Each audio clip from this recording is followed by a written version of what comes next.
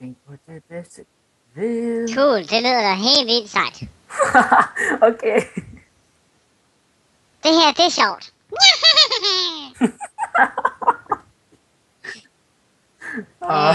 Der skal du have sådan en, der hedder sådan en... der hedder klovnfisk.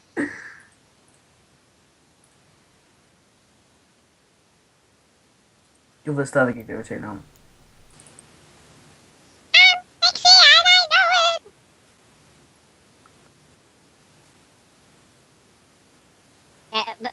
Så det der skulle være sjovt at sætte det ud på Facebook.